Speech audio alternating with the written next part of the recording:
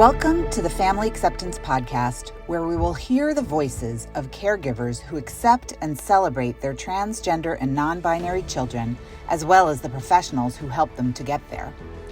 My name is Jane Rennert, and my pronouns are she, her, and hers. The Gender and Family Project is a program of the Ackerman Institute for the Family in New York City. The mission of the Gender and Family Project, or GFP for short, is to empower youth and their families with gender-inclusive and affirming direct services, training, and research. GFP began a decade ago as a support group for parents and caregivers of transgender and gender-expansive youth.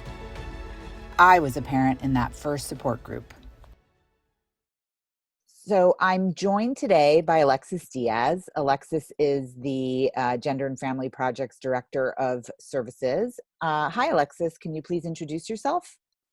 Hey, Jane. My name is Alexis Diaz. I use they and she pronouns, and I'm the Director of Services for the Gender and Family Project. Back in 2010, when GFP first started, the conversation around trans youth was really just beginning. I can say that as a parent, I understood on some gut level that my child was transgender, but I had no idea what that meant, and it overwhelmed me. I really felt like my world was falling apart. I met Jean Malpas in 2008. Back then, he had started a support group for parents with kids who were transgender or questioning their gender. It changed everything for me. I went to a support group for parents of transgender children and met other people going through the same thing. It really normalized the experience for me and showed me that there could be a path forward. 2 years later, this group grew to become the Gender and Family Project. Today, we are going to hear excerpts from a group for parents of trans kids led by Jean Malpas. The voices you will hear are of 3 GFP parents, with occasional brief comments from Jean. Then, Alexis is going to guide us through what we've heard. We went from a place of isolation where we knew no one that was going through this experience to being in a place where we had full support. So I don't know what I would do if I didn't have that support. We have members of our family that are at different levels of acceptance, and I have been able to come into a safe place to talk about that. Some people have identified with that struggle. Other people maybe not, because some people have awesome family members and nobody's, reluctant, but a lot of people do experience some resistance and some struggles with their family members. And here I can talk about that without the fear of someone judging or feeling awkward about it. I can talk about it openly. I guess we've known her for a year and a half. She told us. So we were here last Friday, and she definitely, I hope she can find some community in the kids here. She really, she came out of the group smiling, and so. Oh, that's good. Yeah. I'm a crier. And, it got a rough road, and I think just being able to be among other people who understand what you've been through or what you're going through it's invaluable. So we are going to be here more. And she was not just smiling on Friday, she was like fierce. And what do you think the impact is for a parent finding this community for the first time? I think, speaking as somebody who's not a parent, what I've heard from other parents is that the impact about joining a community of other parents who are raising a trans or gender fluid child is that they feel like I'm not the only one, that parenting is parenting and their mistakes are made, sure, but that supporting my child is not a mistake. And that there's like, oh, you go through that too. There's a real relief in being able to gather with others who are on a similar journey. And how about for the youth? How do you think they feel? I adore our youth groups. I was a facilitator in many of them at some point. And youth have a similar experience of, oh, I'm not the only one. Even if I'm the only one at my school or in my faith community, I'm not the only one in the world. And then I can gather and talk with other kids who get it about things that are just difficult or challenging that they encounter, about bullying, bathrooms, dating, things like that. And they can also gather and just hang out and not have to talk about gender if they don't want to, which is a really lovely thing. And particularly for youth who are, our youngest young people are 5 years old who are coming to our support groups. So it's really nice to have a space where they get to relax and be a kid and not have to worry so much about explaining their gender to people who may not understand or may be meeting a trans or non-binary person for the first time. Let's hear from another parent in the support group. Parenting is really hard. I mean, it's hard for our kids to be trans. And it's hard enough for them to be trans in a society that doesn't sometimes value them or doesn't accept them. But it's also really hard for us as parents because we, experience self-doubt, we experience guilt, and, frankly, for many of us, it started with confusion. For me, coming here, and I've been coming here with my wife and my son for a year and a half. For me, coming here has been extremely helpful because it starts with an education. And some concepts can be read in a book, but some concepts can only be learned emotionally through the experience of relating to other people. So for me as a parent, it has made me a more informed and more sensitive parent, and more capable of parenting a transgender boy. And this comes from a person who several years ago had basically no idea that gender is a spectrum, or that there are people in the world who do not fit the preordained binary gender model that all of us sort of take for granted. My son, he also benefits tremendously from the group where he interacts with other kids, and it's important for our children to have a community where they are with like-minded people and where they can develop those friendships and see each other reflected in each other's eyes, see their own experience reflected in the experience of their peers. And one of the families said to us, you don't know it now, but this is a gift. It's been a gift to our family. And,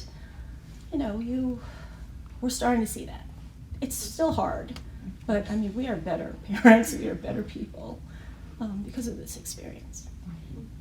But it's tough. We own them. I think some parents have a tendency, and maybe I had a tendency initially to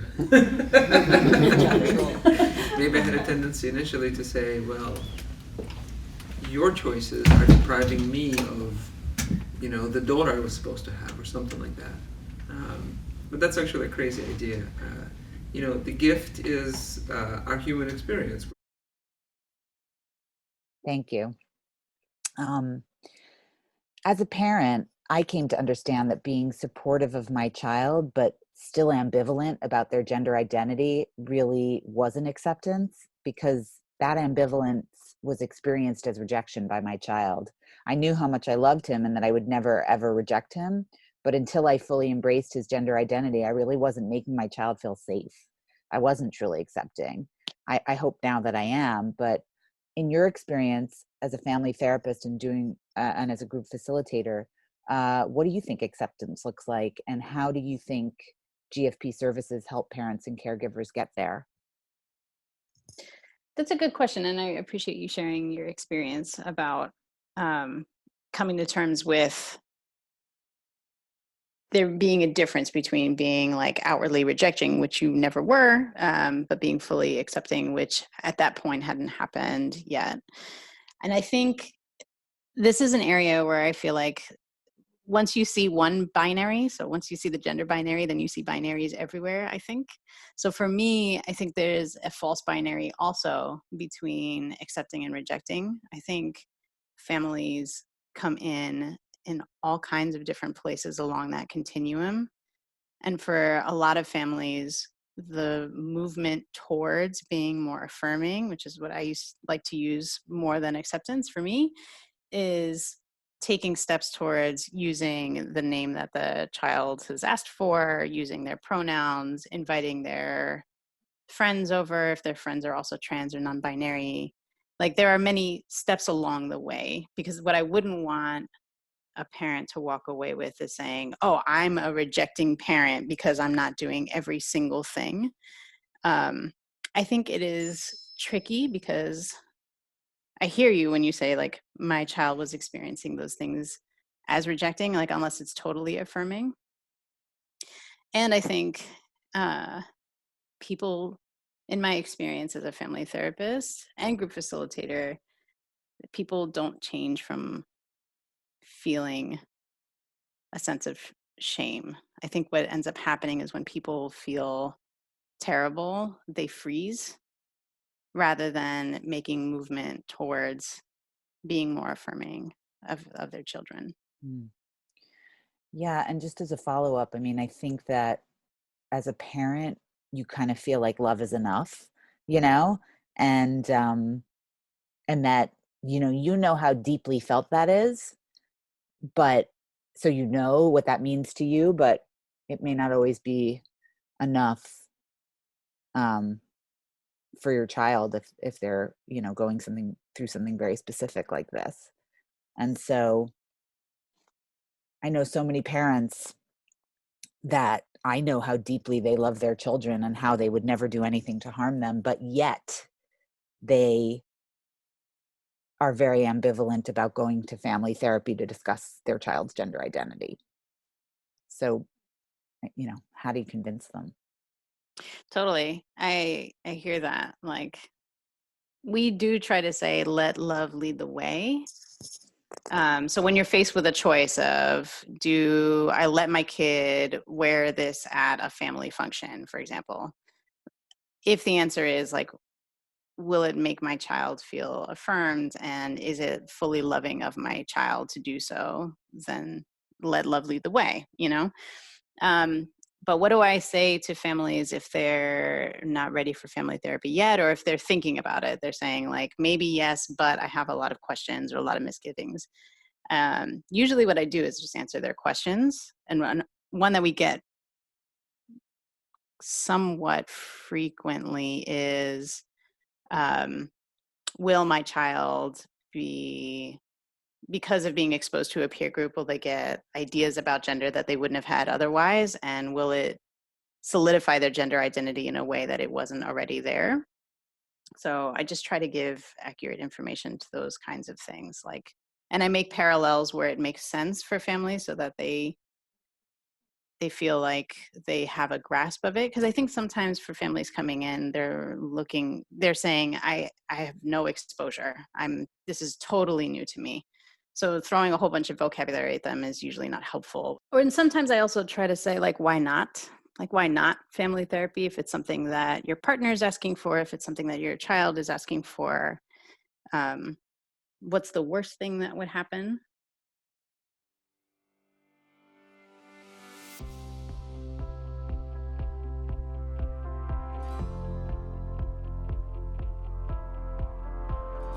Thank you so much, Alexis, for joining me today. It's really a privilege to work alongside you. Thank you to all the amazing, accepting GFP families and kids. Thank you to John Malpass for starting this amazing program and for helping people like me be better parents. And thank you, BRIC Arts and Nicole Solomon, for supporting GFP by providing us with media training and for helping me create this podcast. For more information about the Ackerman Institute's Gender and Family Project, or to get support for your family, please visit www.genderandfamilyproject.org. This project is supported in part by an award from the National Endowment for the Arts. To find out more about how National Endowment for the Arts grants impact individuals and communities, visit www.arts.gov.